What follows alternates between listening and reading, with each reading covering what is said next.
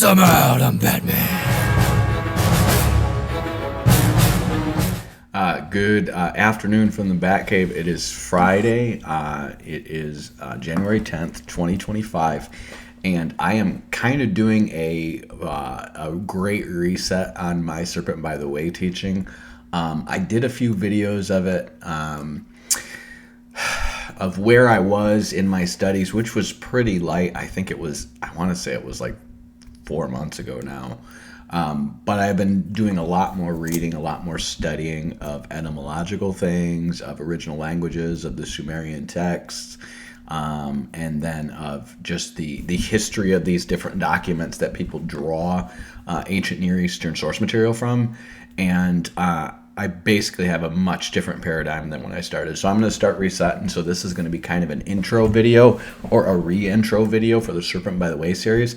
I'll probably keep the other videos there in the pre-list because I want people to understand this development, because a lot of the things that I'm going to be changing are probably common to people who research and investigate this stuff. So there's things that I've learned about language and about history that I think are kind of revolutionary, and some of these things I'm going to be putting forward in kind of a theoretical sense in my book to essentially say, hey, I'm not an archaeologist. I'm not an etymologist. I don't speak ancient Akkadian or read Sumerian. I am just assimilating this information to come up with a plausible theory that better reconciles these things to the Masoretic text. So as a starting point, I want to give some criticism of the LXX, or the Septuagint text, because the Septuagint text is what guys like David Roll and this other guy, I forget what his name is World History by a Jew. This is Seth Fleischman. And I like and respect both of these scholars. I don't know if Seth is a believer. He might just be a Jewish scholar. And so he's going to leave kind of secular. And then the other one is going to be David Roll. And he is, if you've watched any of the Patterns of Evidence movie, he is going to be one of the scholars. He's not this guy, but he is going to be one of the scholars who is going to feature in that quite a bit. He is responsible for the theory, and I do agree with some of these theories. I think his Egyptology is pretty solid, honestly. But he is going to be the guy who puts forward the idea that the Proto-Hebrew alphabet originally came from Joseph, and that the Hyksos were at Avaris, which is the capital of Goshen, essentially. I don't think he holds that the Hyksos were the Hebrews, but I think he holds that the Hyksos were ruling Egypt when the Israelites went in. I don't hold that theory, but that's like several episodes down, so I'm not going to get into that. But he's 74 years old. He's probably not going to be with us a lot longer, but again, he also puts forward the theory that Enmerkar is Nimrod. I'm going to debunk that theory, but that's going to be a couple episodes down. Essentially, they're using a combination of Hebrew etymology and Sumerian They're basically using an etymology that goes backwards from Hebrew to interpret Sumerian, and Sumerian far predates Hebrew. There's no way that's possible, and it's also they're very different kinds of scripts, so there's a couple of reasons that's impossible. But there's things he says that I totally agree with, there's things he says that I don't agree with, and the same thing with the Seth Fleischman. So I'm going to recommend you guys get familiar with the work of both of these guys if you're interested in the subject matter. Those are probably the best two people who are trying to align these things to the Bible that I have found. And then there's a third one. The third one is Douglas Petrovich, and I think he has a PhD. I'm not positive. But he's another guy who's going to work to line up Christianity to some of these old ideas. And he's got a book. He wrote the book on the world's oldest alphabet, and he is actually sourced in the Patterns of Evidence stuff too. And then when I connected with him, he was actually in the process of writing a book about Nimrod, attaching Nimrod to Sargon of Akkad, which it was kind of funny. Before he published this book, I said, yeah, I think Nimrod's Sargon of Akkad, and he just stopped. He literally just stopped responding. I think he was worried I was going to publish the same book before he did. And because I was telling him about my other publication work, and he just stopped responding and then published it real quick. So anyways, I've accessed some of his papers and just had a little light correspondence with him back and forth. But it looks like he's writing on the Hyksos and the Hebrews and Nimrod and stuff like that. So these are three authors that I would probably recommend. Again, I think Doug Petrovich, I don't know if he has a YouTube channel.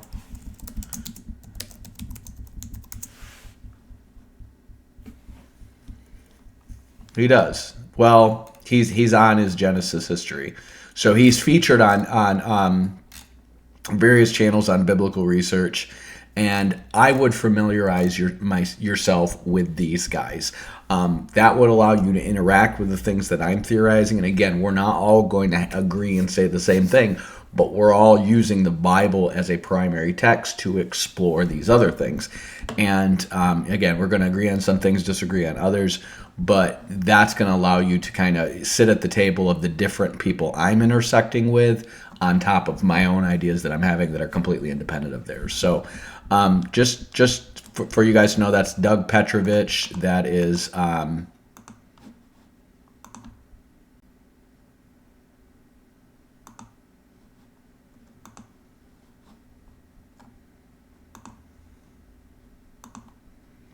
that's Doug Petrovich, that's David Roll, and that is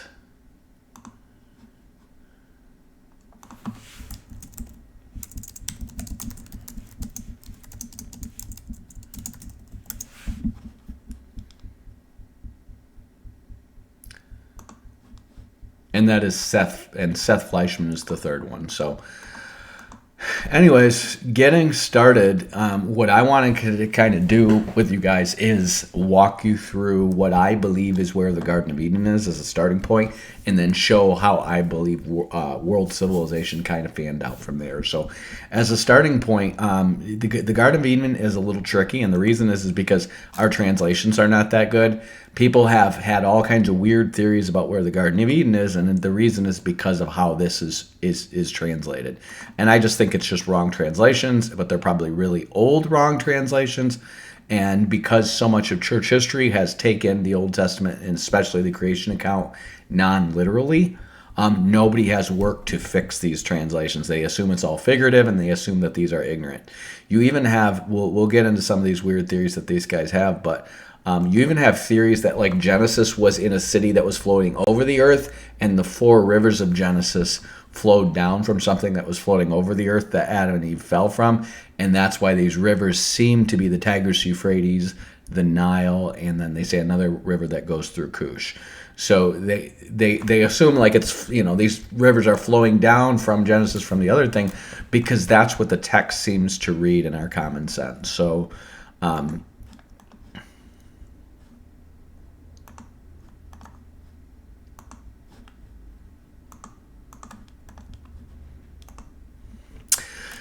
So if you look at Genesis 1, he says God created the heaven and the earth, and he plants a garden in Eden. And in Genesis 2, he's going to describe where the garden is. So he says, out of the ground God, the Lord made to grow every tree that is pleasant to the sight and good for food. The tree of life also in the midst of the garden, the tree of knowledge and the evil. So it says, God planted a garden eastward in Eden. There he put the man he formed. Okay? So this is important. We need to understand that plants and animals do not just pop up all over the earth. They don't grow all over the earth. Everything grows and spans out from the Garden of Eden. It's after the flood, and this is why it's such a big deal that Noah gives them rest. It's after the flood that these muds and these seeds and all these stuff get spread all over the earth, and the whole earth turns green. Because before the blood, the only thing that was, or before the flood, the only growth that was there is what man caused to grow by digging and tilling and irrigating the ground. It didn't just grow naturally because you didn't have big floods and rains and stuff like that. So you literally just have this garden that God planted, and then man growing out of that area when they're kicked out of the garden. So it says, out of the ground the Lord made it to grow every tree that is pleasant to the sight and good for food, the tree of life also in the midst of the garden, and the tree of knowledge of good and evil. So all food trees were there in the garden. Then he says, and a river went out of Eden to water the garden. And this is where people assume that Eden must be the fountainhead of these waters, and it's flowing out of Eden to water the garden. The problem is it doesn't talk about the water flowing out of the garden. It just says a river went out of Eden to water the garden. So use a little common sense here. What it's saying is the river is going out of Eden. It's flowing into Eden to water the garden. So you're not looking for a place where 4 rivers split up and become the Tigris and Euphrates.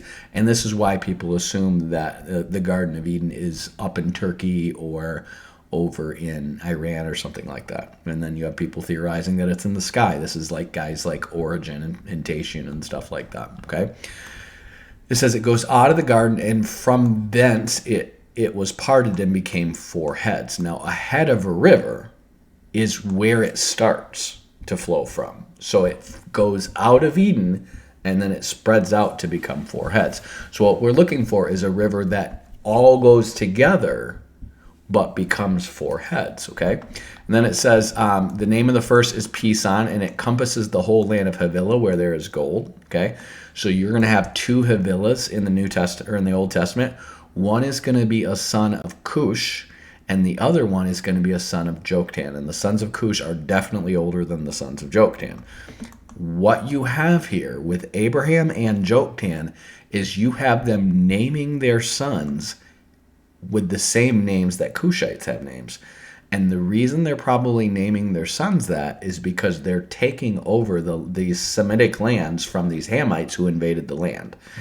And a smart way to do that is to name your kids the same names as these guys, so when they get older and they're overpopulating the other people, it's just assumed that they've always been there because the places are named after them. So they're essentially uprooting them. And so you find that's why if you look up Havilah, you see Cush's sons are Seba, Havilah, Rava, Ramta, Sabtek, and the sons of Rama, Sheba, Dedan. Sheba and Dedan are in Arabia. And Abraham's going to name two of his sons from Keturah after them. And then Havilah is in Arabia, and Joktan is going to name a son after Havilah. And I think he might name a son Sheba and Dedan as well. Ophir, Havilah, and Jobab. Okay, so you're going to have these 2 lands, Ophir and Havilah, known for gold. And the place that's known for gold, you have a few places that are known for gold in the Near East, but the main one that's going to be immediate, and this is why the Jews are always mentioning it, is Havilah. And most people believe Havilah is in either Oman or Yemen, okay? So look at this river map. And again, these rivers aren't big rivers today, but they're river beds. And before all this became desertified, you would have wadis. When it's desertified, you'd have wadis because it would get cold enough to rain, and then that rain would flow down. But before it got so hot and desertified, these were once snow-capped mountains, and you had regular rivers flowing down here. And so what you have is these riverbeds. This is Havilah over here, and then Cush is actually on this side of, it's right over here in Egypt, but Cush would always have colonized this other side of right here. So if you would look at the Queen of Sheba, she had a kingdom that was here and here. This would be approximately where Nubia is. That's where the Cushites started. And then this is Eritrea right over here. And that is where the Putites started. But then they're going to migrate over to become the Libyans, essentially. So you have the Cushites here. And notice you have a river flowing right here. And then you have another river system all around here. And they both flow into the Persian Gulf. The reason is because where the Garden of Eden once was is now the Persian Gulf. And most of your archaeologists agree that the Persian Gulf once was shallower and that the sea levels rose, and that you see these lines over here. Notice it says ancient coastline. The idea is that the Persian Gulf, it changed. And they don't know exactly when it changed, but if you see, here's the Euphrates and Tigris River, and then this is the river that flows through Susa and Elam. And what their belief is that this coastline has changed. It's risen and sunk, and so the Persian Gulf wasn't always the same as what it is. What I believe is that the Garden of Eden is in the Persian Gulf, and whatever this river is that flows through Eden and waters it, maybe it goes into a lake or something. Maybe there's a lake in the middle of Eden. I don't really know. Essentially, when you go out of Eden, it becomes these 4 river systems. And so you have one here, and then 2 here, and then the Tigris and Euphrates. Those are the 3 and 4. And the Garden of Eden was probably right down here, and this was all just once a valley before the flood. And before, what you had is the flood followed by probably an ice age, a limited ice age, and then so these coastlines would have been low, and then after that, the ice age would slowly melt, and these coastlines would grow back up again. So wherever Eden is, it's probably fully underwater. And in fact, if you look at Google Earth maps, right around here, you find 4 rivers actually connecting right here. I don't know if they're the 4 rivers, but this is what I believe when they say encompasses the whole land of Cush. You need to understand that this encompass word is a Hebrew word that has to do with around. And I come up with 2 theories why it's basically saying it's encompassed by the land of Cush, not it encompasses the land of Cush, or it winds through the land of Cush. But that's essentially what this encompasses means, because you see this encompasses, one it says encompasses Havilah, and the other one says it encompasses Cush. Okay, rivers don't surround territories. There's just no river anywhere that surrounds a land. There's rivers that flow through lands and maybe borderlands, but you don't have rivers that encompass. When it says it encompasses the whole land, you're talking about 2 rivers that go around in a circle. That just doesn't happen. So you have to translate this word differently, and I believe it either means, again, winds through the land of Cush and Havilah. So this is Cush, this is Havilah, and then or is surrounded, encompassed by the land of Cush or the land of Havilah. So that's your 4 rivers, and so this puts your Garden of Eden right here. And so when you get into the earliest civilization, after they're kicked out of the Garden of Eden, you have something that looks like this. And you see, here's the Persian Gulf down here. Again, this is probably where the Garden of Eden starts. And the Canaanites probably start over here, possibly as far east as Susa. It says they are east of Eden. And then you see this city Lagash right here. Lagash is the first city that goes to war. And they go to war with this city of Umma right here. And you see Gersu right in the middle of them. Nin-Gersu, I believe, is Lamech. And his name basically means Lord of the Plow. And I believe Tubal-Cain invents the first plow because he's the metallurgist. And so he becomes Nin-Gersu, Lord of the Plow. And the first war actually starts with this guy Kish, who I believe is Methuselah, negotiating a boundary between Nagash and Umma. And it's supposed to be a tract of land that is supposed to lie fallow. In other words, no one's going to farm it. And basically, these guys can graze on it. They can graze their cows on it. But they have to pay rents to Lagash for doing that. This is the deal that Meselam negotiates. And according to Lagash, they weren't paying them the rents, and so they go to war with them. And supposedly Lagash says that they smashed the boundary stone, and that's going to lead the pre-flood civilization into war. So think of these guys on the Tigris as the Canaanites, because you find they're called Tigridian serpent gods. They all deify their ancestors and attach serpents to them. And the main serpent is called the Lord of the Good Tree, or the Lord of the Tree of Truth. And I believe that's the Tree of Knowledge, and they're saying Satan is the serpent, and he's the Lord of the Tree of Knowledge, and he's like their proto-Prometheus, who gives them the knowledge that God was hiding from them. So they're completely deceived. But then over here, these guys are going to eventually get deceived too. And so you see Eridu, Larsa, and Uruk. These are going to be your main cities over here, whereas your cities, again, Urkeg, Gersu, Nurna, these are going to be Canaanite cities. So just think Canaanites up the Tigris and Sethites up the Euphrates. That's how you want to understand it. Guys probably went up those other rivers as well. They probably migrated up there and, liked gold and stuff like that. And you're probably going to have people migrate out to find tin. And the main reason is warfare. Once society gets stratified, and this is literally all going to happen in the last 150 years before the flood, the whole world is going to get plunged into warfare. So you're going to have a relatively peaceful world. I mean, obviously Cain murders Abel, and I'm sure there were other murders, but you have a relatively peaceful one world order until Adam dies, because Adam's going to live 970 years. So if you've got 1,656 years until the flood, Adam's alive for over half of that.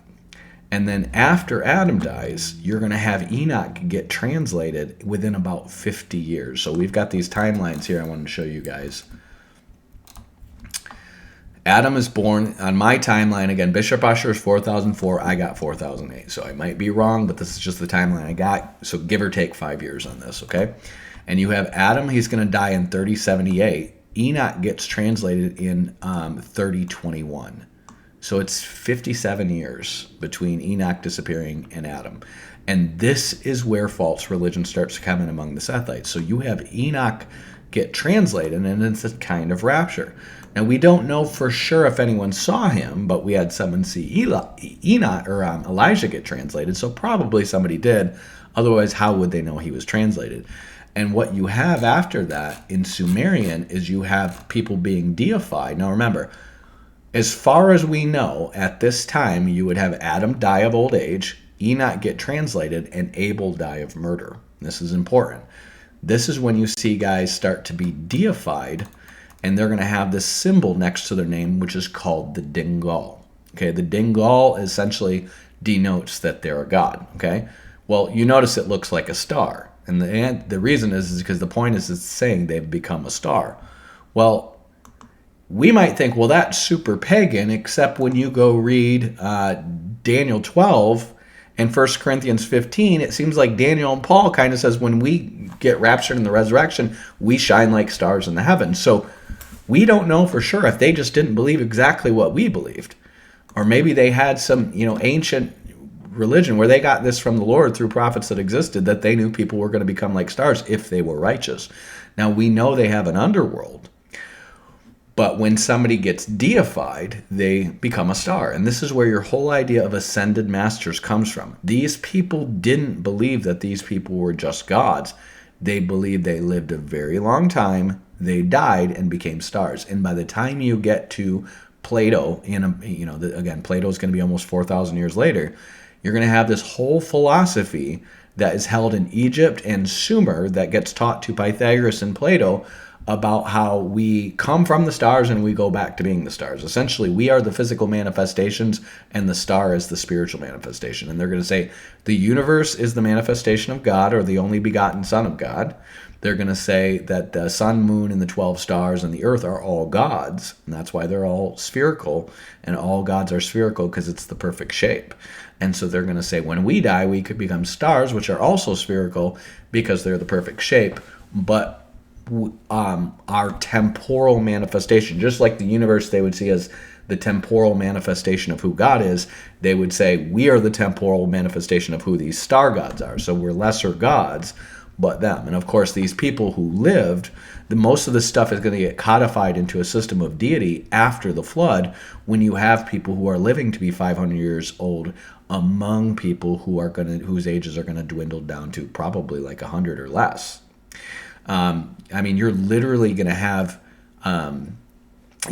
Shem outlive the next 10 generations. So imagine that. Well, it's a similar thing in the days of Adam. It's just not quite as pronounced. So if you look at this, here's the thing that your scholars, and I'm going to put Wes Huff's name out there not to pick on him, but because he kind of represents that academic Christian class of person, and he's well known now, obviously, from being on Joe Rogan and the stuff he did with Carson, to debunk his stuff. But this is what they're going to fall under. They're not going to take these old-aged people literally because they're essentially theological liberals. Okay, so they're going to see all this as figurative, and these are figures of speech, and these are poems, but they're not meant for us to know the age of the earth. And they're not, this is what he says on Joe Rogan, that these ages and timelines, these genealogies are not meant for us to backtrack them and find the age of the earth. I think that's bullcrap, because when you backtrack them, you find approximately 4,000 years between Adam and Christ. And according to Bishop Usher, exactly 4,000 years between Adam and Christ.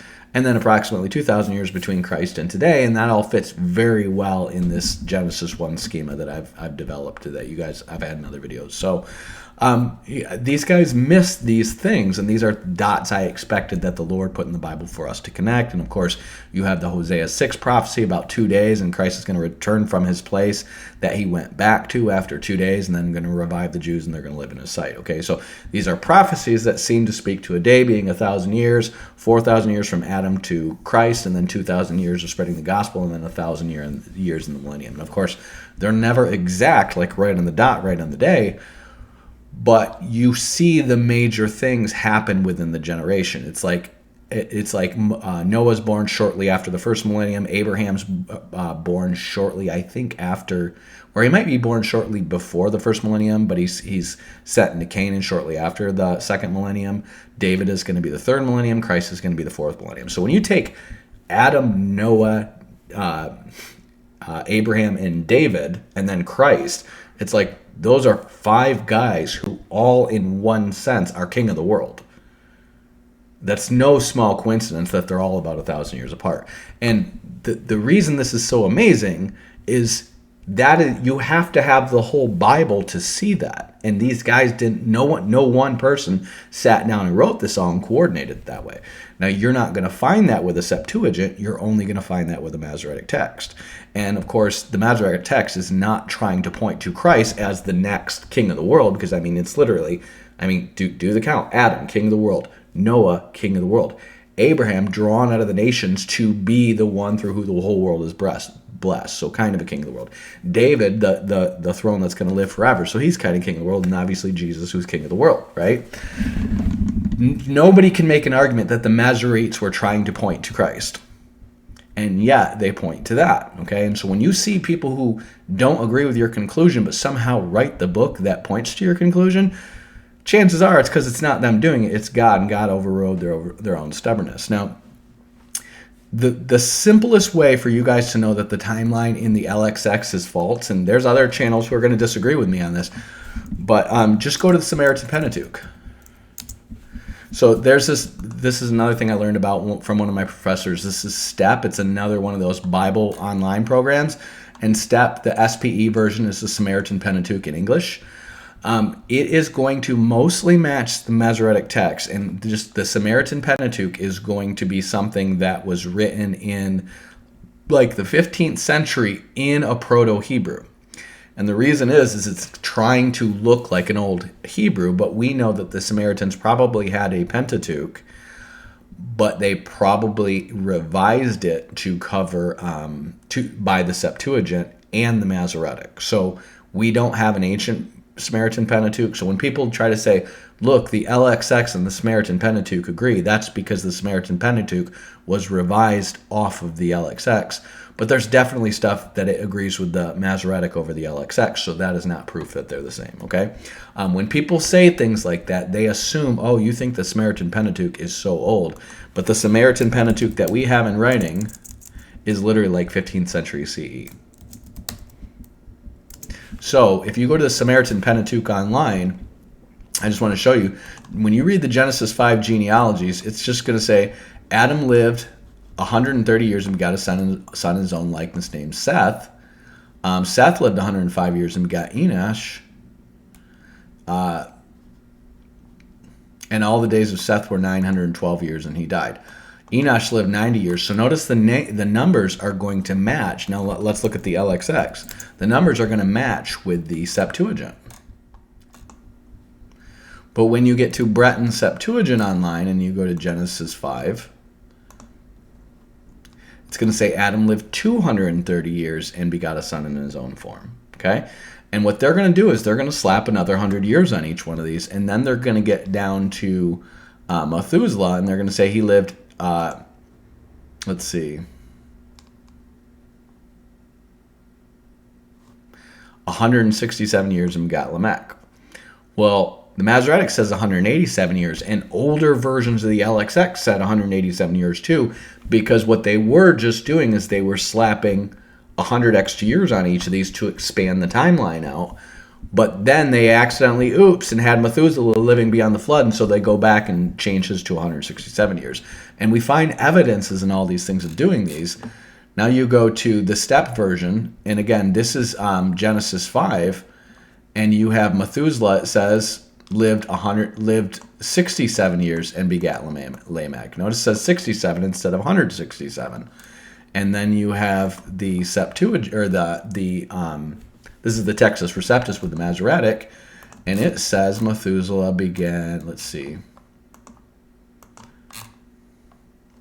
lived 187 years. So we have 187 years, 67 years, and 167 years. We have 3 different counts for how long these guys lived. So obviously someone's changing them, and the answer is, who is changing them?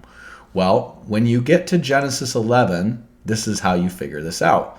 In Genesis 11, it talks about the line from Noah to Abraham, and you're going to have Shem lived 500 years. Arphaxad lived 5 and 30 years. Notice it says 5 and 30 years. Salah lived 30 years. And then he says 403 years, 403 years, 430 years. So you notice the general way how they're translated. 430, and then if there's a 5, if it's just 35, it's going to say 5 and 30 years. Well, now let's look at the SPE of Genesis 11. So you see, Arphaxad, it says he lives 500 years after the flood, and then it says Arphaxad lived 5 and 30, 30 and 100 years and begot Salah. Well, wait a minute. Why do they have 5 and 30 and 100 years? But what's worse, it says, then after that, and Arphaxad lived after he begot Salah 303 years. 303 years. So let's go look at this one. We have 403 years. So he lives 403 years after, but they add 100 years before and take away 100 after. What the heck? But then they say it 2 different ways. Notice it says 303 years, and yet here it says 30 and 100 years. They're reversed. So this is how you know it's changed. Why would you say 130 years here, or let's see, 5 and 30 years it says, and this is 103 years, or 303 years, and then you have Salah, it says 30 years and 100 years, and then after that 303 years. Why are you going to put the 100 and the 100 digit and then the third digit in reverse? It makes no sense. You're going to do it one way or the other. You're going to say 3 and 100 or 3 and 300. You're not going to say 103 here and then 3 and 100 there. And the reason is because they're adding stuff in after the fact. This should be obvious. So you look at these things and they're all over the place, and they're not just adding them. They're removing years here and adding them there. Well, why are they doing that? What is the motive to be changing all these years and adding and switching numbers around when the Masoretic just seems to have something that's consistent? Well, the answer is simple. When you get to, this is going to be early 3rd century BCE, you're going to have Alexander the Great take over all the world, including Egypt, including Israel, and all this stuff, and you have a lot of Jews living in Alexandria. Then his empire is going to be divided, and Ptolemy is going to get Egypt. Then Ptolemy II is going to really advance the library at Alexandria and collect all these known works and have them translated into Greek for the Alexandrian library. When he does this, Manetho makes this history of Egypt. And Manetho's history of Egypt, people won't tell you this. You have to know this yourself. You have to do your research and figure this out. Most Egyptology, in terms of timelines, and as a consequence of that, Sumerian history, is based on Manetho. Now, Manetho, when you read his history, we don't have his whole history, but we have chunks of it because there's going to be 3 guys, Josephus, and the other one is going to be Julius Africanus, which is going to be, I think, early 2nd century CE, or like mid-2nd century CE, and then Eusebius of Caesarea, which is going to be late 2nd or late 3rd, early 4th century CE. So these guys spanning, of course, about 400 years who are quoting from Manetho. So they obviously had access to Greek copies of Manetho. Well, Manetho is going to be the guy that we get the Hyksos from. And he is going to account this history, and he's going to start out with a history that is very clearly like mythological, because I want to show you who his original rulers of Egypt list is. So according to Manetho, the earliest gods of Egypt were Hephaestus, which is based on Tubal-Cain, Helios, which is a sun god that is based on Nimrod or Utu. It's kind of like it's Utu, Shamash. It's basically based on Nimrod, the bow god with the sun. Agatha-daemon, I don't know who that is, but daemon means like god or demon. Kronos, which is Zeus's father. Osiris and Isis. Typhon, which is another Greek god. Horus. Ares, which is a Roman god.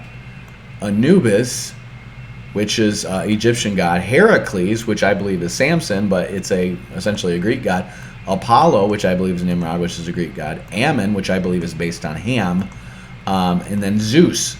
So you have all of these Greek and Egyptian and Phoenician gods are supposedly the original kings of Egypt. Then after that they have them ruled by demigods, or I'm sorry, these are the gods and demigods. And then after that they have people possessed by the spirits of dead pharaohs. So possessed by the spirits of these gods. And then the first king of Egypt they count as Menes. Okay, so this is Julius Africanus. His name is Menes. Okay, and Menes they believe is the Phoenicians call him Misor, and that's where the name Mizraim comes from in the Bible. Okay, that's the original name of Egypt. Well, what they do is the Jews are going to write the Septuagint about a decade after this is published, and they're also writing it for the Alexandrian Library. And so because this Egypt is claiming to have the oldest history, and to the world they have the oldest, longest lasting civilization, because the Jews and Babylon and Phoenicia and all these guys have been overthrown again and again and again.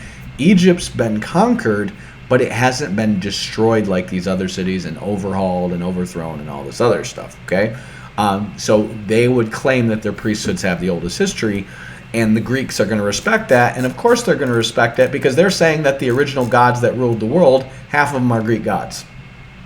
And if you know Pythagoras and the history of Pythagoras to Plato and Alexander the Great, everything the Greeks believe in terms of Greek philosophy came from Egypt anyways. So of course they're going to trust the Egyptian history. And so what you have is the Egyptian history becomes the standard history of everyone for the ancient world. And what the Jews do is they rewrite the LXX to correspond to that. And they have a Babylonian guy named Berosus who does the same thing. And then they have a Phoenician guy who, I forget what his name is, but he's in this book, who does the same thing. So this book I found this on archive.com too.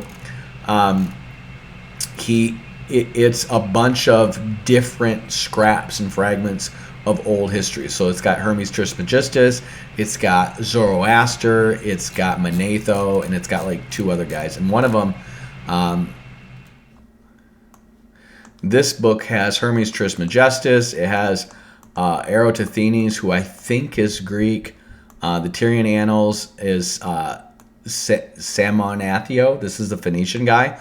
So you literally have like a Greek, a Phoenician, a Babylonian, Egyptian, and a couple of other guys from the known world. And these guys collected basically all these ancient histories of these guys and their claims on how the world began.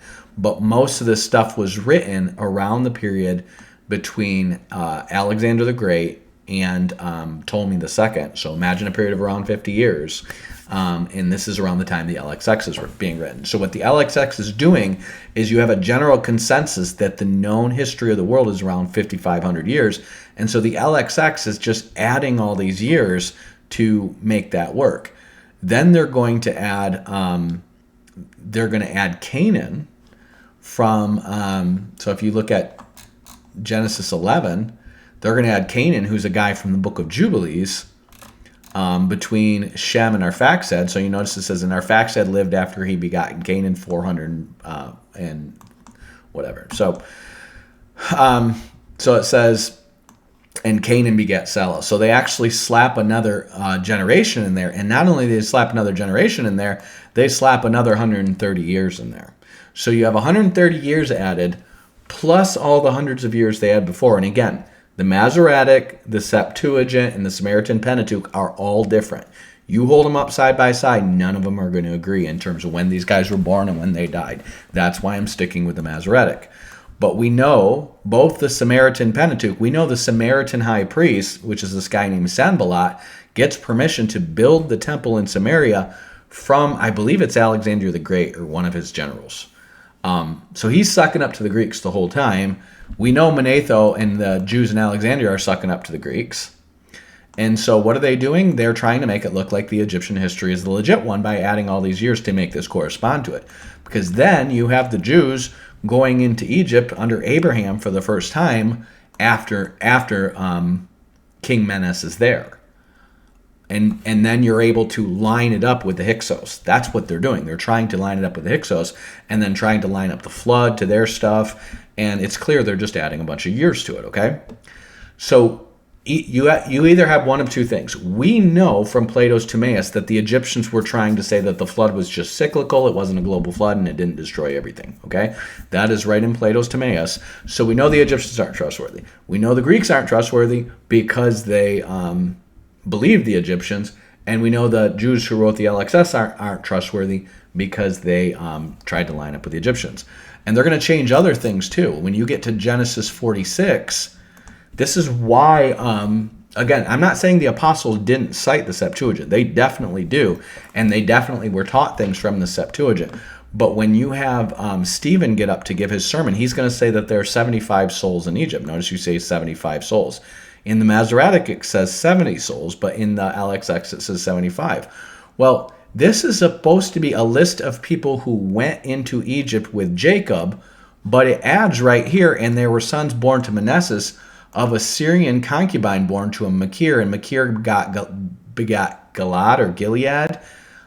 So notice you see Manasseh, and then the sons of Machir, and then the sons of Ephraim, the brother of Manasseh, Sutalam and Tom, the sons of Sutalam, Edom, the sons of Benjamin. So you have 5 extra people who are sons of Ephraim and Manasseh added to the LXX. The problem is Ephraim and Manasseh were at most early 20s because they're born in the time that they're born in the 7 years before the famine. And Jacob comes 2 years into the famine, and then Jacob dies 17 years later. So they're at most 22, 23. How the frick would they have grandchildren by the time Jacob comes into Egypt? The answer is they don't. They're 5-year-olds when Jacob comes to Egypt. So why do you have their grandchildren listed here? And the answer is this was added later. If you figure this out, you figure out that Manasseh has Machir and Machir has Gilead. That's in the book of Chronicles, and they add that back into Genesis to make sense of it to bring the number up to 75. Why do they do that? I do not know. But when you see in the Masoretic where it said they numbered the sons of the nations according to the sons of Israel, the Masoretic makes sense because there's 70 nations and 70 souls that go into Egypt with Jacob. But if you have these ones, they add 5 more and it has 75, and then they change that thing in Deuteronomy to say that they align the 70 sons, or that God divided nations according to the 70 sons of God, and then it basically makes up this myth that each of the nations is ruled over by a god or an angel. Okay, well, we know there's a prince of Persia, and we know there's a prince of Grecia, and we know that Michael stands for Israel. But what we don't have from the scriptures is that each of the nations are territorially guarded by a separate angel. We just don't have that. We have the prince of Grecia and we have the prince of Persia, but all we know are these are angels who were used by God to raise up this nation to conquer other parts of the world. We don't know anything beyond that. So they're going to have this whole theology that Michael Heiser and his bunch are going to buy into, but it's all based on changes to the Septuagint. These things are not in the Masoretic, okay? So this is my summary for why I think the Masoretic history is bunk. I don't trust it. Or why the Septuagint history is bunk. I don't trust it. I'm going to trust the Masoretic, okay? Now, if we establish that we trust the Masoretic, we look at Adam and we go, okay, Adam dies at, I think it's like 930 years or something like that. So this is 78 BCE. If you look at from Adam to Jared is going to die at 2586 BCE. So you're looking at a period of roughly 500 years between the death of Adam and the death of Jared. That's a pretty long time. The first war, the vulture stele, is going to happen in 2600 BCE. Okay, so That's within 14 years of the death of Jared. Now, why is Jared important? Jared is important because the city of Eridu is named, Jared is pronounced in Hebrew, Yered. And when you see an U added at the end of it, U is like saying the people of. Okay, so Eridu is the people of Yered. It's literally the city of Jared. Okay, you're going to find this when you see Sumerian stuff. They're going to add a U at the end, just like the Israelites are going to add a yim at the end to designate people, and us in the English are going to add ites at the end. They're going to add an U at the end. So Eridu is the people of Jared. That's the city of the people of Jared, okay? And Jared is the place where, or Eridu is the place where world government is. Well, the reason it is like that is because Enosh, when you see this N at the beginning, N means like high priest or chieftain, okay? Ush, U-S-H, so remember, there's no vowel here, so Enosh could be Enush. In Sumerian, Enush means established, okay? So it says in the Bible, it says men began, in the days of Enosh, men began to call on the name of the Lord. Enosh means either the priesthood is established, or the priest is established, or established high priest. So Enosh is either named after the priesthood first being established in his days by Seth, or he is the first high priest. And I'm voting that he probably is the first high priest. And these descendants of his, you see Jared is going to be three generations later. The world government is going to, according to the Sumerian Kings list, the world government is going to be at Eridu. And then Enki, who is Enoch, is going to have a temple there. Well, why would Enki have a temple in his dad's hometown? Because he gets translated 500 years before his dad dies. Do you think his dad might build a monument to him? And the answer is yes. And so Enki or Enoch, Enki literally translates to high priest of the earth. Okay, why is he called the high priest of the earth? Because he's the next in line to be the high priest when Adam dies. So you have, I shouldn't have had this far back. You have Adam die, and before Seth even dies, Enoch, look at, Seth dies in 2966. Enoch is translated in 3021. So what they're doing is they're training up the next generations to be the high priest. And this is why you have this genealogy here. What they're not saying that it's normal for a person to not have kids before 100 years. Because we know Cain and Abel were adults, and then Cain murders Abel before they have Seth at 130 years, which means how old were Cain and Abel when one murdered the other? They could have been 50, they could have been 100. They would have looked like teenagers because everyone's aging really slow, but they could have been 50 or 100 years old when it happened. And then when Adam's 130, they have Seth. So when you see these different ages of these people, don't think that's their only son or that's their firstborn son. You just need to know that's the line of priests from Adam down to Noah. And they're all priests of this original world. And this is why you're going to have, if you look at a lot of the gods from Sumeria, a lot of them are going to begin with the word En. Well, you have Enosh and Enoch. Enosh means the priest is established, and Enki means high priest of the world. So what happens is Adam dies, and because he is the next in line, he is established as high priest of the world. Why? Who was in charge of world government before Adam died? The answer is Adam. So when Adam dies, who does he establish as high priest after him? And the answer is Enosh, or Enoch, who is going to be probably in training for this. He's going to be about 300 years old at the time, but he's going to be expected to live another 600 or so years. So you're going to have a stable government that would have taken them all the way to the flood, but Enoch gets translated. So Enoch is going to get translated, and he is going to, the authority is going to go from Jared, who is his father, who is now, by the time he's translated, his father is going to be like 450 years old, and he's going to live to another 500 years. And when the person after him who gets appointed to be the world ruler is Methuselah. Well, Methuselah is called by the Sumerians Meselim, okay? And just like you have Abraham and Sarah's names being changed to something that sounds, Abram and Sarai and Abraham and Sarah sound almost exactly alike, but they mean something very different. It's going to be the same with Enki and Enoch and Methuselah and Meselim. So Meselim means bringer of divine decrees of prosperity, okay? So he's essentially the judge. And you don't have kings ruling. You have a one world government, and you have NCs. They're called ENSI. The NZs ruling over the cities. So just think like a city chief or judge or priest. So they're praying to God, offering up sacrifices, and they're intermediating disputes between people in the city. They're the judge. And this is what kings would do all the way up into Caesar's time. They would judge civil cases. And then after Enoch dies and these other NCs start to die, what you have is these people being deified. Well, the reason why they're deified is very simple. What you would have is these guys who have the biggest house in town because they're essentially the king of the town. And when they die, usually you're going to have like a firstborn son or something inherit their house.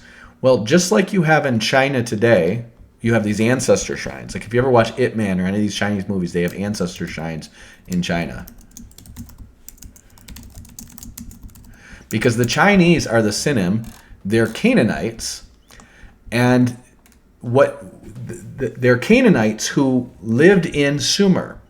And so you have this god named Sin or Sign, who is a moon god, who is actually Sign, the son of Canaan. And he seems to be the guy who's responsible for putting the system together. And then when the Tower of Babel happens, they're going to migrate and eventually reform in China. Well, they're still doing this old system of ancestor worship to this day. And what they do is whoever is the eldest son would inherit the house. And in the house, they would set up some kind of shrine to their ancestor. And what it is basically offering up prayers or respect to their ancestor, because just like the Catholics believe in patron saints, they would believe that their ancestors are up in heaven and they became a saint. And so they can pray to their ancestors to intercede for them. This is where ancestor worship comes from. Well, what happens is their house is passed down from the firstborn to the firstborn after a while, but eventually it's just this big, huge house. Well, whoever that person it's passed down to, it eventually stops being passed down to firstborn who's going to have a huge family in it, like the originals did, and it's a guy who's just the priest.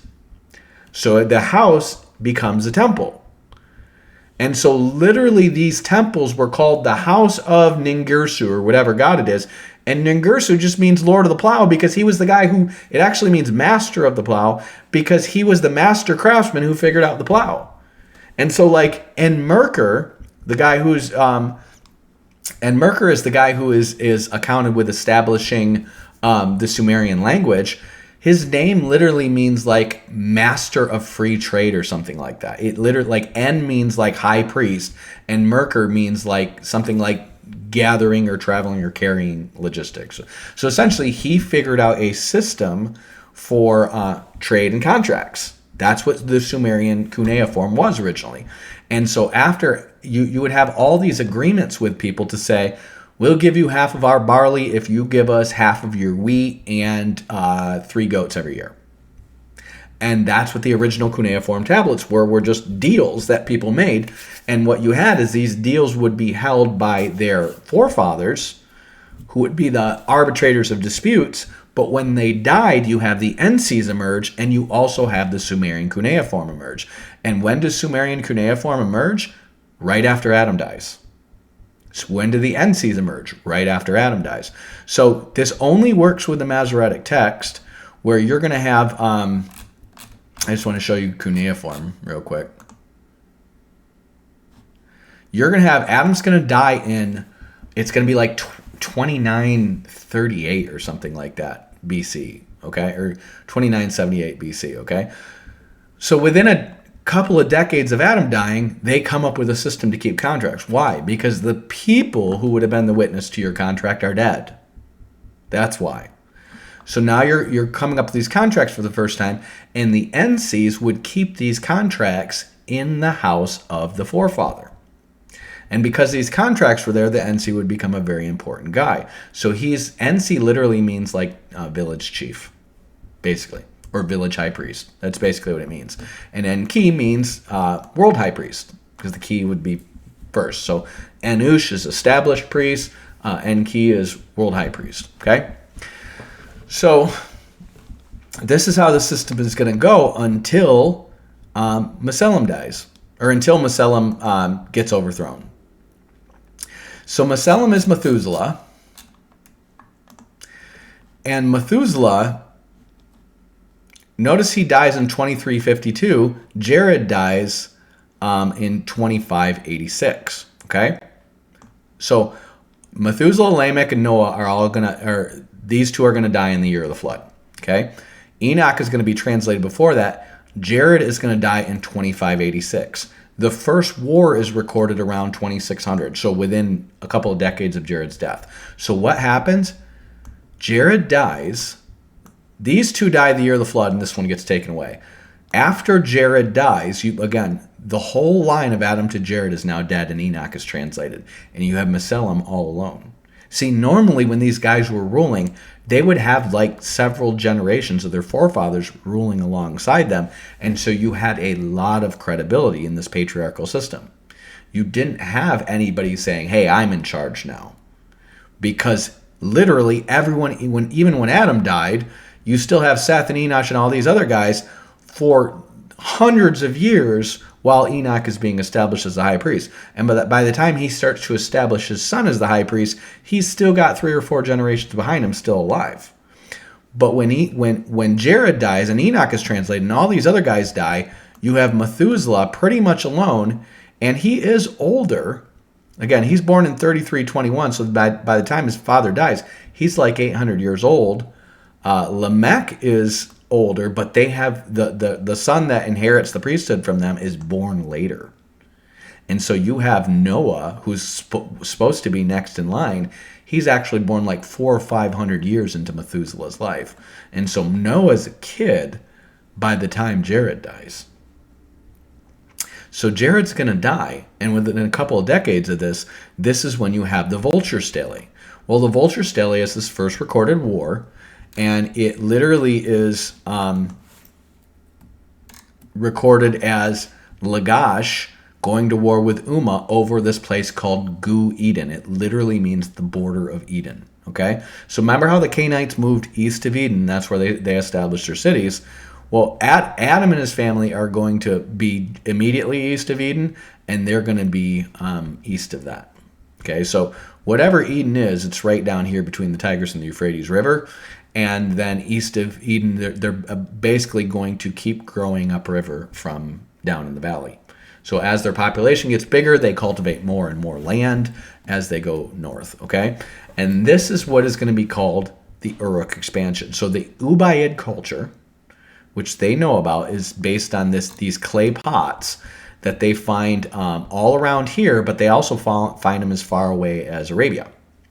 The reason is remember there's 4 river systems and 2 of them go to Arabia, and so people were once going up those river systems, but those river systems went away, so they didn't rebuild those civilizations after the flood. However, those river systems would have made nice, flat, smooth roads for your camels to travel on. And they knew right where they led. They led them right to the cradle of civilization right here. So all you'd have to do is follow those rivers down to about here, and then go up the coastline a little bit, and you're at the cradle of civilization where all the trade is, and go down the other way, you're where all the gold is. So it's literally a trade route to where all the gold is, to where all the farm goods and trade civilization is. And these guys here would trade as far away as India and Egypt and stuff like that.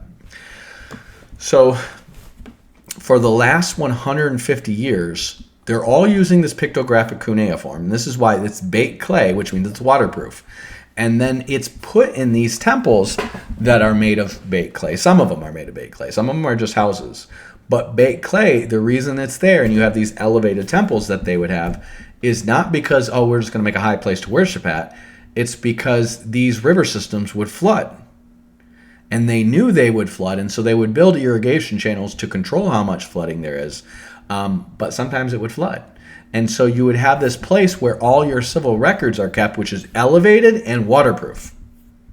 Isn't that brilliant? Isn't that common sense? And so this was the system. And you had NCs ruling the cities, and then you have an Enki ruling the world. Okay? The problem is once Jared dies, the Canaanites start to overthrow. And here's what happens. You have Lamech say in Genesis chapter 5 or 4, if Cain be avenged sevenfold, I'll be avenged 77-fold. What is he saying? See, when Cain kills Abel, his reason for killing Abel is jealousy because he thinks God just likes Abel better. And God says to Cain, why has your countenance fallen? If you do well, shall you not be accepted? In other words, he's saying it has nothing to do with me favoring Abel. You're doing something wrong. That's what he's telling him. If you do well, would you not be accepted? He's saying the reason you're not being accepted is because you're doing something wrong. Cain doesn't have the humility to ask what he's doing wrong, and so he just assumes God likes Abel more and goes and kills him. He thinks it's unfair. He's full of bitterness, and Satan gets the better of him. Well, what happens? Well, he never figures it out or repents for it because his firstborn son, just so you know, Hanok or Enoch means dedicated or initiated. So his firstborn son, who he names a city after, is not dedicated to Yahweh. He is dedicated to the Lord of the good tree of truth, which is the serpent. So he literally starts being a Satan worshiper. And because he believes that Yahweh's unfair, he favors Abel for no reason. He made me kill him, essentially. Now he's cursed me from the ground. Okay? And so by the time it gets to there, you have Lamech twisted even further and says, if Cain is avenged sevenfold, I'm avenged 77-fold. What does that mean? It means God's on my side. I can murder people and dominate. That's what it means. God is on my side. And this becomes the first fatalistic religious system that is in Augustinian Calvinism and every other religion that says God wills it and goes out and kills people. Okay? These are the people who say, we have the anointing from God. The proof is that we get away with it. So he's going to do that. And his son's name is Tubal-Cain, which means the increase of Cain or the greatness of Cain. Okay? So notice he thinks that he has increased the favor that comes to Cain through killing two people. Why? This is simple. The Cainites get richer than the Sethites, and the reason is because when the government, or when Cain gets cursed from being able to produce agriculturally, they have to think on their feet. They have to come up with new ways to make money. Otherwise, they're stuck sucking on animal teats and drinking milk all day, and they're going to get big and strong, but that's going to be pretty boring. Okay? So what they do is they come up with trade crafts in order to specialize and then sell stuff to the Sethites for farm goods. Well, common sense knows who makes more money, manufacturers or farmers? And the answer is manufacturers. They figure out how to make stuff fast, and once they get the deal settled for the crops, they figure out how to make the stuff much faster than crops can grow, and then they end up with more money at the end. And that's what happened. What happened is these guys ended up with the Sethites in hock to them because the Sethites could farm, and these guys could cattle herd, they could make instruments, they could make stuff out of metal, and all this other stuff, and eventually they became richer and more powerful, but they didn't have the legal right to rule. So what happens? He names his son Tubal-Cain, which is basically going to be the sister of Naamah, who marries Noah. And out of this, they're going to eventually overthrow the Sethites. And so Tubal-Cain is Ningirsu, and here's where Girsu is. So the term Nin means master, like a trade or guild craftmaster. En means high priest. Fast forward to the Sumerian time, which is going to be literally hundreds of years after this, when they resettle and dig up all their stuff, they're going to think En and Nin means Lord and Lady, and so they're going to call God the Father Enlil, which means Lord Spirit, and they're going to call the Holy Spirit Ninlil, which means Lady Spirit. Because the reason is because all of the Ens are men. But the Nins, some of them are men and some of them are women. And the reason is because your master craftsman or your master, literally their names mean like master of the plow or master of cattle or master of, like Enkidu means master of ditch digging, which is irrigation, master of healing. Well, some of these are going to be women. Why? Because they get good at crafts too. And sometimes this one becomes the best person at herbal medicine. And then her craft guild is going to be teaching all the people who use herbal medicine to heal people. And she becomes Nin, whatever the word for healing is. And so you have all these gods that just mean Nin something, and it all has to do with a tradecraft, just like my name is Fochman, and all your German names have to do with someone's tradecraft. So my name Fochman literally means Vogtman or Vogtman, which is a man who fought or fenced. But my original family name, I found out it got changed, was Stockman, which means the man who holds stock or stores. And all my ancestors down to my grandfather's line were storekeepers from Germany on down. They were storekeepers, and their original name was Stockman, but they ripped off the name Fochman to immigrate to America. So Germans, like I dated a woman whose last name in Germany meant like the person who takes a ticket on a train. And like Baker, Carpenter, Smith, all these Anglo-Saxon names come from Germany. They named them after trade crafts. Well, that's what these guys did too. And so your name, let's say your given name, my given name might be Aaron, but if I developed a skill at boxing and fencing, they might say Aaron the Fighting Man or Aaron Fochman. That's what my name is, okay? Well, it's the same thing with all these guys. They would become their trade master. That was what they would be surnamed, just like you have Peter being, or Cephas being called Peter. They surname people. They give them different names later.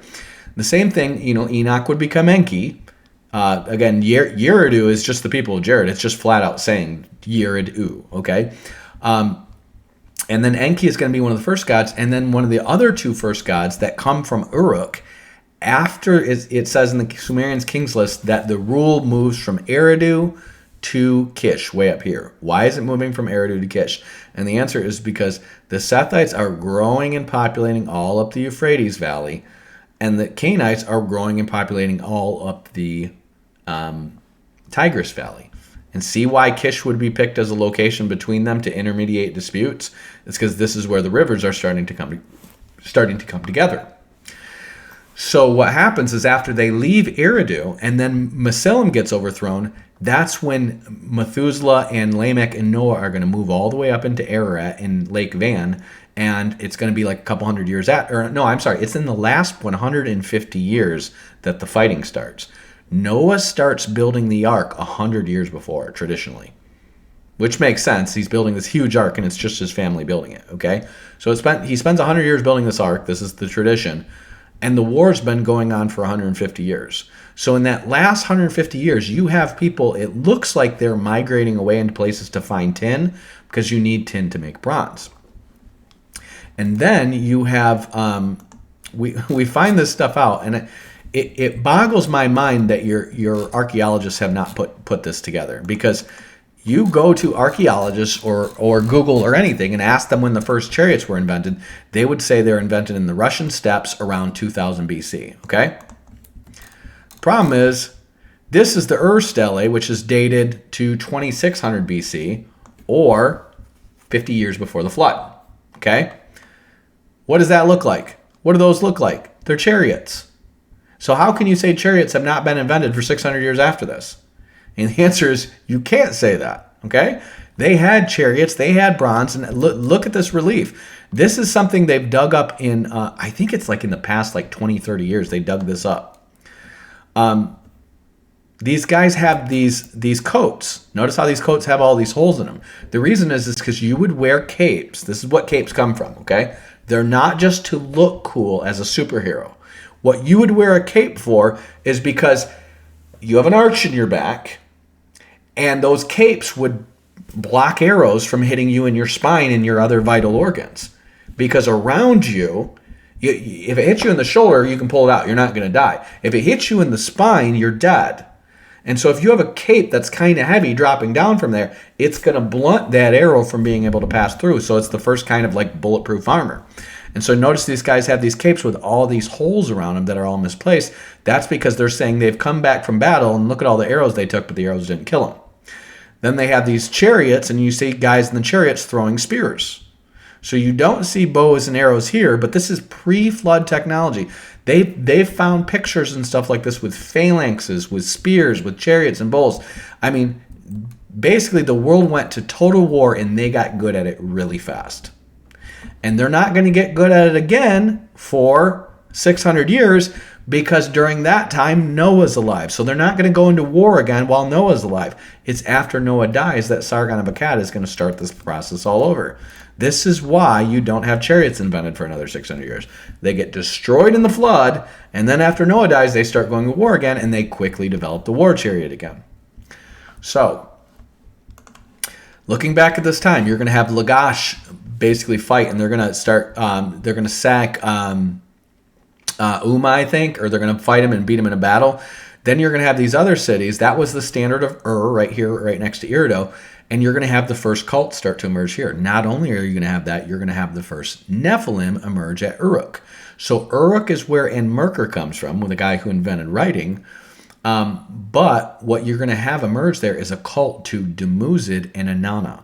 So Dumuzid literally means son of life. And this is really simple. Who would be called son of life? Think about it. Who's the first person to die? Abel. Okay, so Abel dies and he gets buried in Cain's field. Then Cain skedaddles and starts a civilization elsewhere. Okay? What you're going to find in this field the next year is that the crops are going really good around where Abel's body is because fertilizer is used for the first time.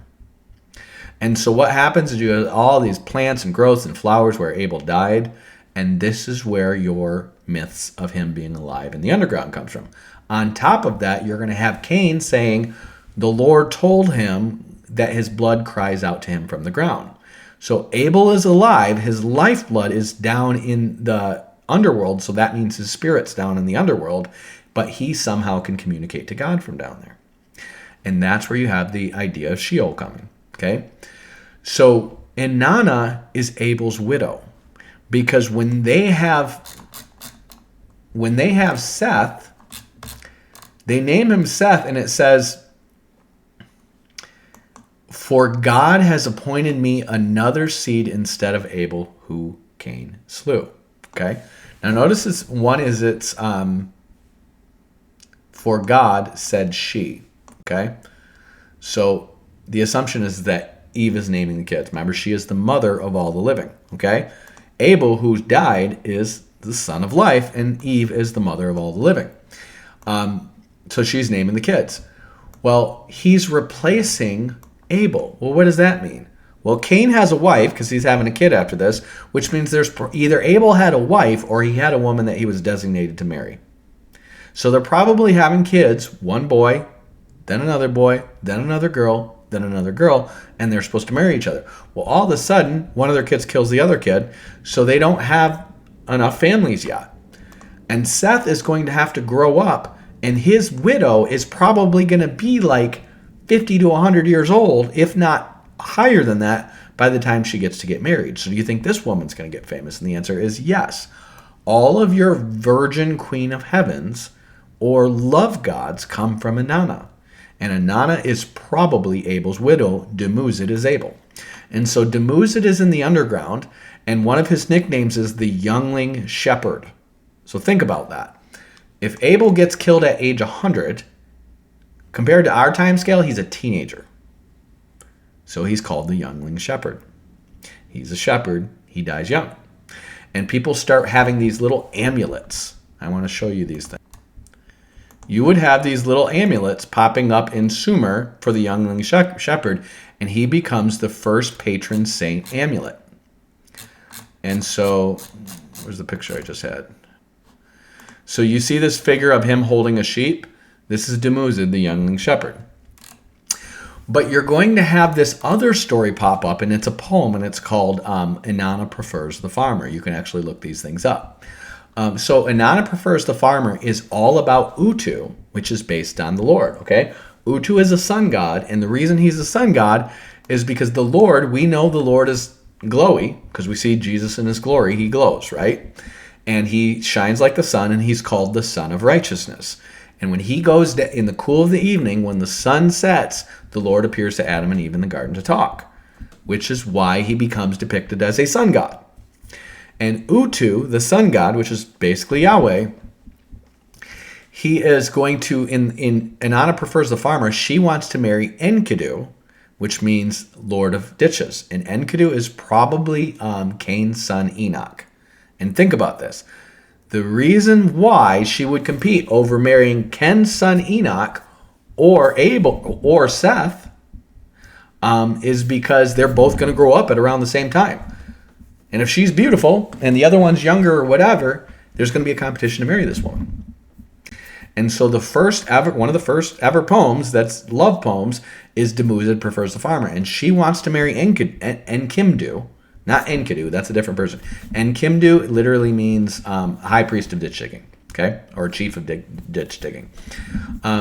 Is Enoch, Cain's son. And then, but Utu counsels her that shepherds are better than farmers. Why? Because Cain thinks that, and probably the Sethites think at this point, that God just likes shepherds better than farmers. That's why he accepted the sheep rather than the agriculture offering. And so Utu is counseling her all these reasons why marrying a shepherd is better than marrying a farmer. And in the end, she marries Dumuzid. And then there is an erotic love poem attached to it where she is comparing Dumuzid to a bull, telling him to plow. I'm not even going to get into the language because it's very descriptive. But essentially, he tells her to plow her like a bull and fill her with his thick milk. So I'll let you guys be as graphic as you want to with that, okay? Now, Dumuzid is all. There's another poem where Inanna has to go into the underworld to find Dumuzid. And the reason is because Dumuzid is dead. See how he's able? So she has to go underground to find him, and she goes on this quest to find him, and she has to go through the 7 layers of Sheol to find him. This is where Dante's Inferno comes from. There's 7 layers of Sheol. Why?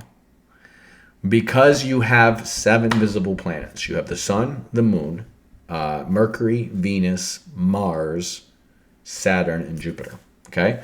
That's what you can see with the naked eye from the night sky. And these guys watch the skies like nobody's business because there's nothing on TV but the sky. So they're looking at the sky. They get these 5 planets and they realize they go in orbits, and then these orbits circulate around. They see themselves as living in a kind of sphere or a dome. But these planets and the sun and the moon and stars go in different orbits. And the way they perceive it is circles within, or spheres within spheres, rotating around each other, not just a circular orbit like this. They're seeing these almost like a dome within a dome within a dome within a dome within a dome going around them in different patterns. And the fact that the main sky and the main stars moves in one pattern and the other sun, moon, and stars move in these different patterns means they're different spheres. And so out of that, you have the 7 heavens and the 7 layers of Hellborn. They're just mirrors of each other. So Dumuzid is in the underworld, and she has to go through the 7 gates of Hades to get to him. Well, what ends up happening, and remember, you're going to have the underworld before you have heaven. The idea, why would they have any reason to conceive of something beyond the sky? They wouldn't. But somebody died, and so they're going to have a reason to conceive of that, and they're going to look at the night sky, and they're going to turn that into the underworld. So the abyss, or the outer space, where you go when you die, was originally the underworld before it was the 7 heavens. It's not till Noah comes down with the ark that the idea of somebody coming down from heaven comes, okay? But you're going to have Enoch, who gets translated, and he's going to the sky. You're going to have Dumuzid, who's dead, and he's going to somehow be talking to God from the dead.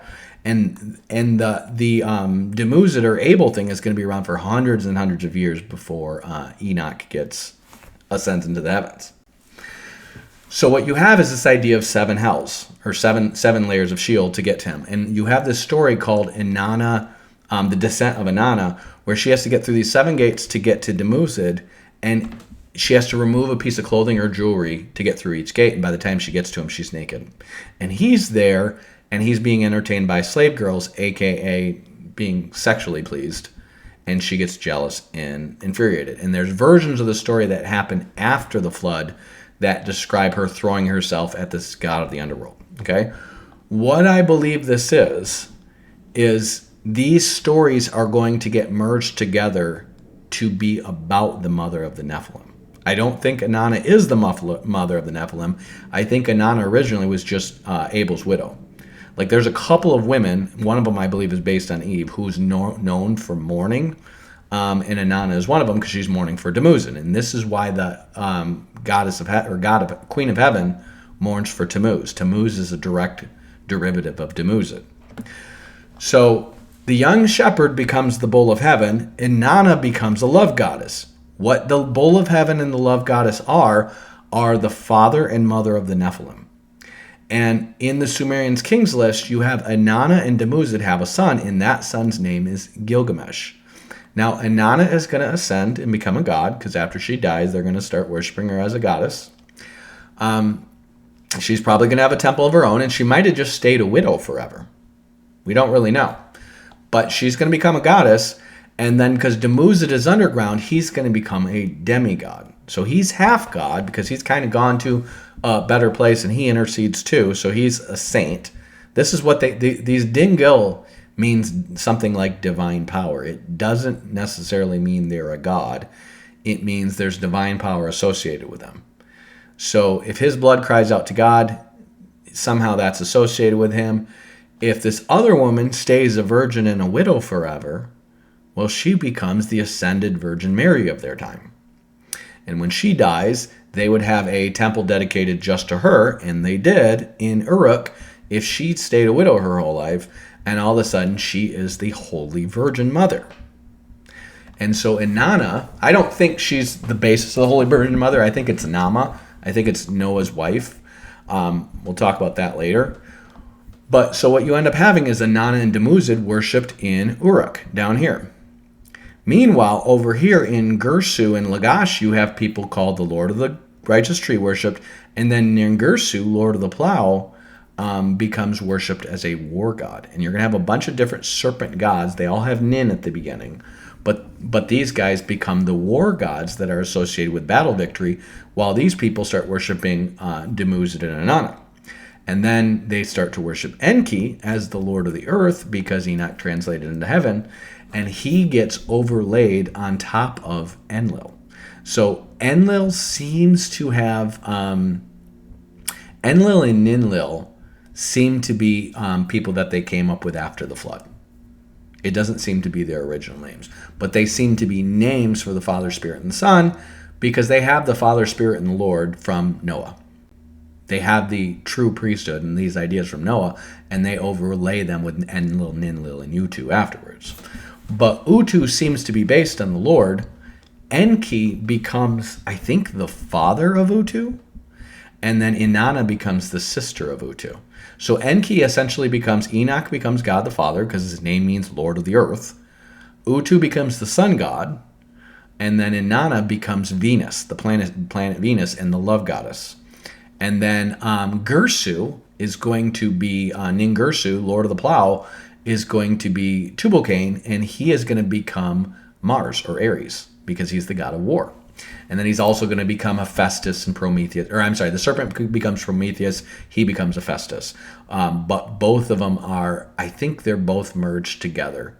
I'm going to get these guys mixed up, but you have Vulcan. And you have the smith god and the war god, or in the god who gives the secret hidden knowledge to the people. And I think in Hephaestus they both get merged together because he helps humans. But essentially, these guys are worshiping war gods over here. These guys are worshiping gods of love and these other things over here. Well, the reason the Nephilim come about is probably based on something like the descent of Inanna, where you have demons seducing women because they're not covered, they don't have a husband, because they're getting killed in war now. And so you have these widows getting seduced by demons, thinking that they are reconnecting with their dead husband, like Inanna and Dumuzid, when they're really getting banged by demons to produce Nephilim. Or fallen angels, if you will, to produce Nephilim. And you have this growing, and that's why you have Gilgamesh, who's the son of Inanna and Dumuzid, and he becomes a tyrant king in Uruk. And so when you get to the story of the Epic of Gilgamesh, Enkidu means sent by Enki. So remember, they worship Enki as the high god, and because Gilgamesh, who is the son of Dumuzid and Inanna, is a tyrant here, the people are praying for relief for him, and supposedly Enki sends Gilgamesh. Well, what we find up here in Göbekli Tepe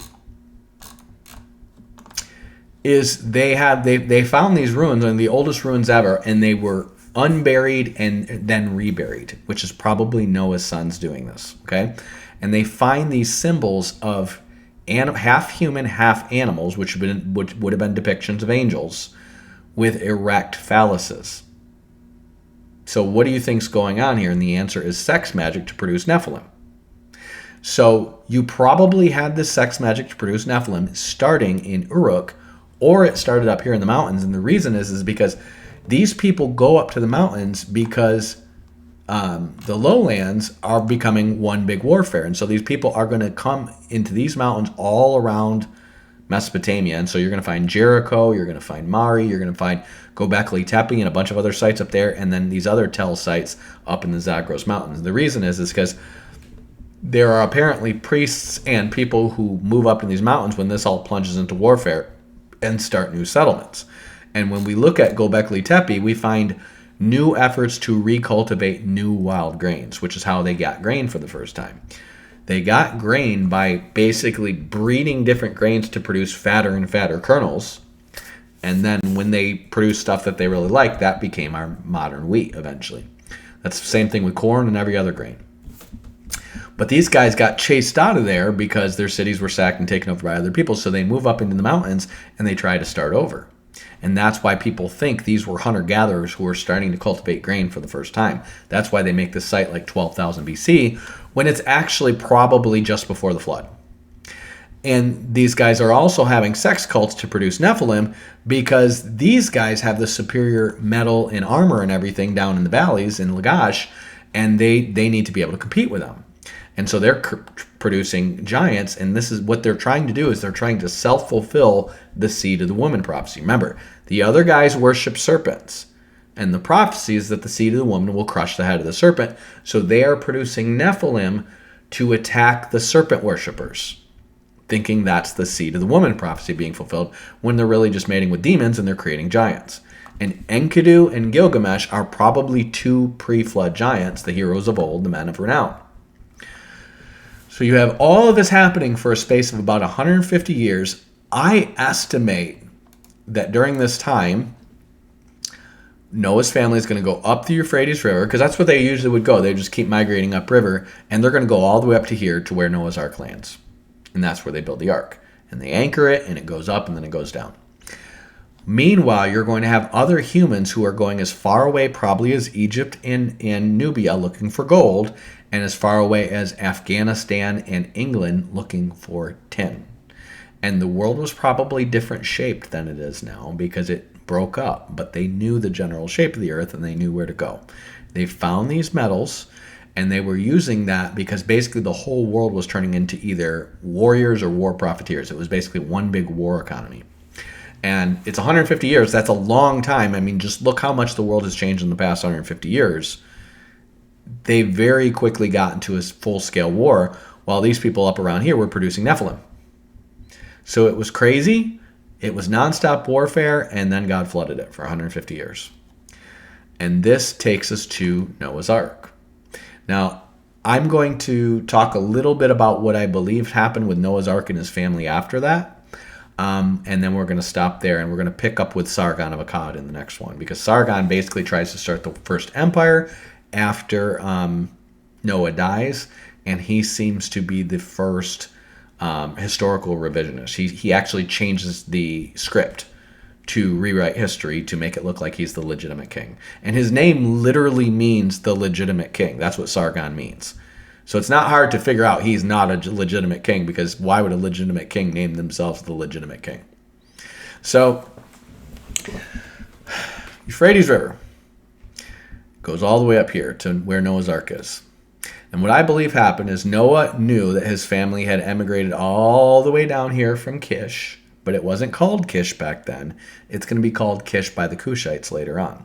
But they came from that city, and then they migrated up the Euphrates here. So Noah already knows all this territory. He probably knows the world map. He's 600 years old by the time they get on the ark. And what they're going to do is they're going to migrate down from here to right here. And the reason is you have a nice big bend in the Euphrates, and then a nice tributary to the Euphrates right here. And then you have a flat plain down here. Well, what it says in the Bible, it says that they traveled from the east until they found a plain that they called Shinar. Okay? Well, they could have gone all the way down around here, but you can actually go, here's the Euphrates River right up here.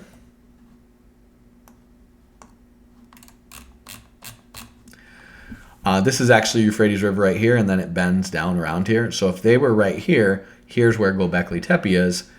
Here's where some of the oldest farmland in the world is. And this is Haran. This is where Haran gets renamed this after Abraham's brother that gets killed.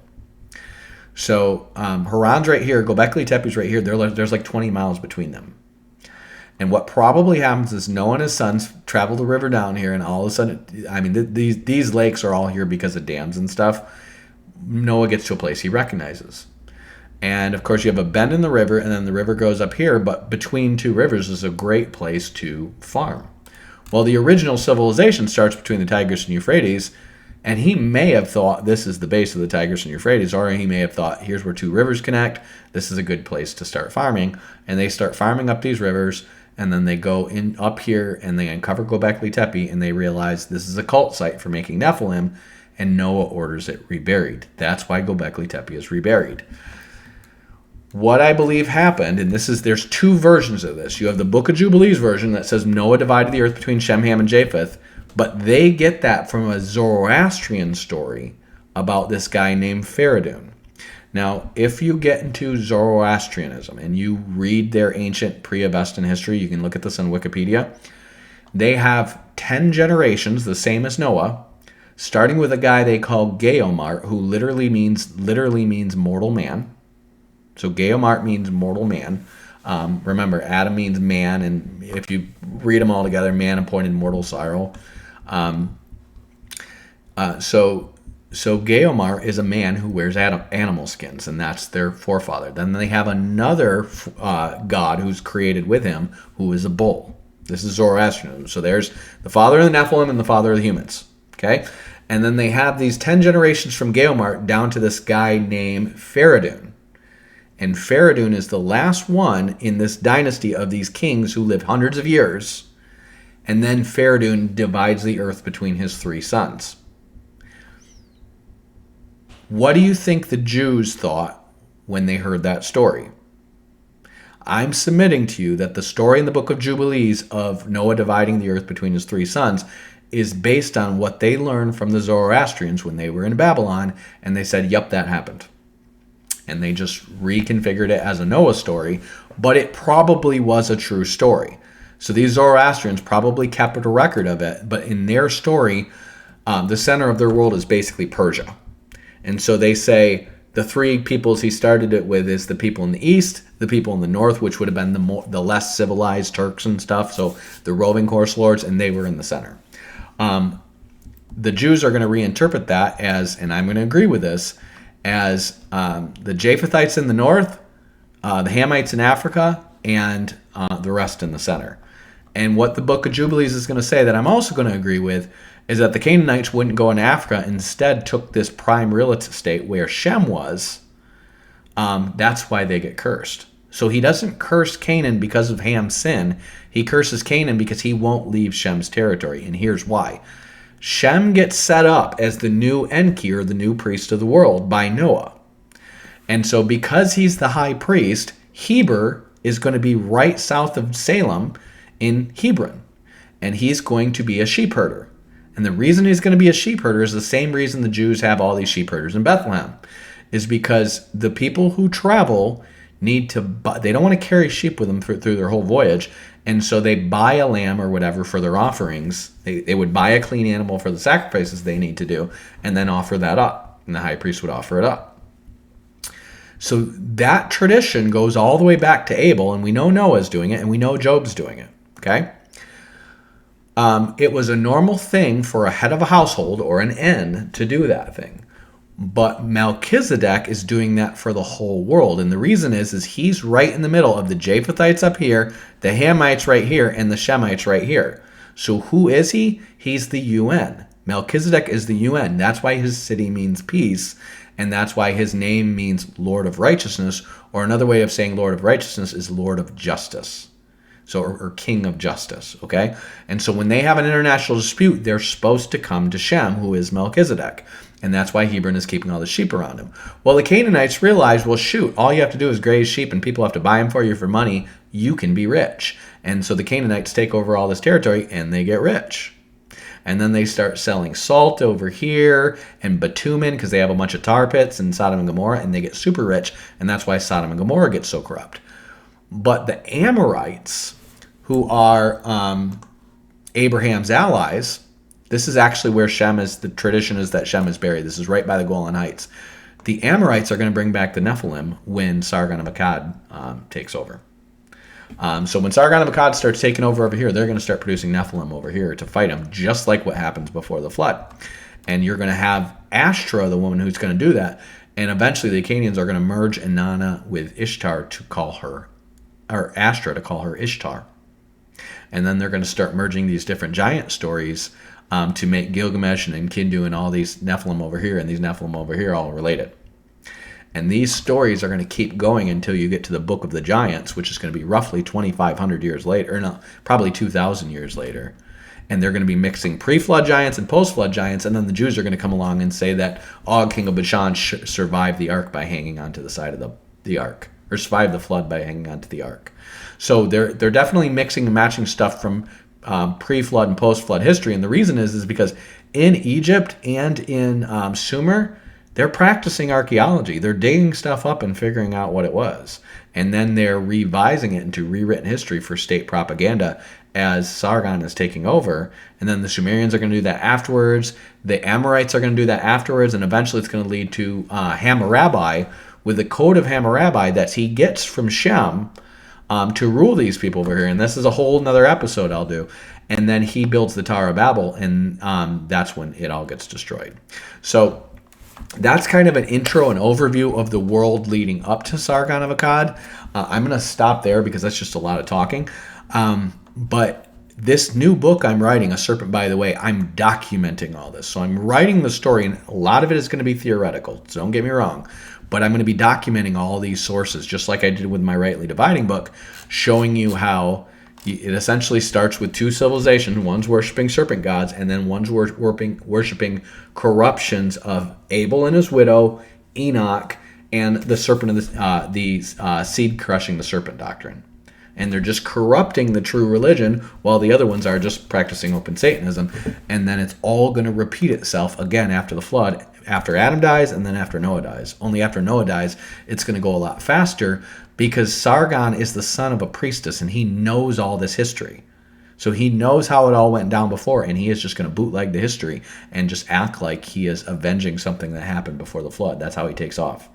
It's crazy, but when you put it all together, it actually makes a lot of sense, because this is the kind of BS that governments do. I mean, just think governments and media as the priesthood and the king.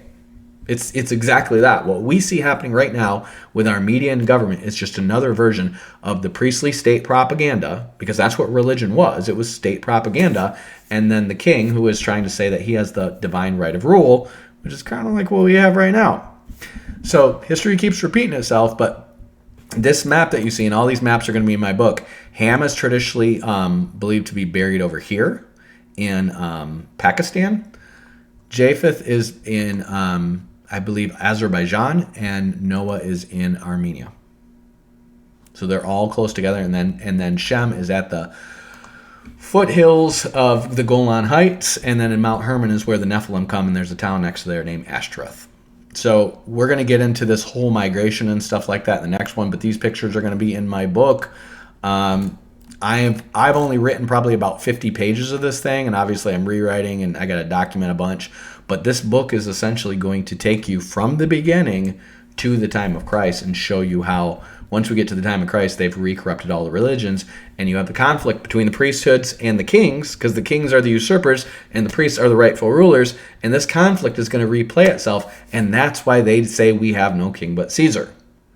Because the Jews are actually starting myths and legends in their day to say that they never had a king. They were always ruled by a priesthood. Because they're literally researching the old stuff from before them and saying this is the way it was always meant to be. We were never meant to have a king. And so they stopped looking for the Messiah. And that's the Judaism of today. They're not really looking for a Messiah. Well, some of them are. But there's some sects of Judaism that are just like, no, we just need a priesthood. So hope you guys are blessed by this. Again, this book is probably going to be about the same length as my Rightly Dividing book, but just think of it as like globalized scale Rightly Dividing, where Rightly Dividing is all about the church. This is all about the big grand conspiracy from the beginning by Satan, and it's called The Serpent by the Way, A History of False Religion. So it's going to be kind of like the prequel to Rightly Dividing. So hope you guys are blessed by this. If you have any questions or stuff that you, again, Send me research material if you guys think there's stuff that I need to look at. But keep in mind, run what you're looking at, your websites and stuff like that, through Wikipedia yourself before you send them to me, because I don't want to get a bunch of junk stuff that's just some guy saying something. You want to research some terms, and you want to look at and see if this stuff is total BS before you send it my way. So key takeaways are here. Remember, temples literally were houses of actual people who were rich and famous because they were the patriarchs of civilizations, who became ancestral shrines and eventually became temples. That's what temples were. You didn't have, God didn't ordain temples. You gave a sacrifice right out in the open. But by the time you get to David and Noah's day, everybody has temples, and so David wants to build a temple of the Lord, and the Lord concedes and lets him. So that's why they have the temple. Very relational, but there's so much common sense attached to this if you just think your way through it. So hope you guys are blessed by this. Have a great weekend. Batman out. Peace. Peace, I'm out. I'm Batman.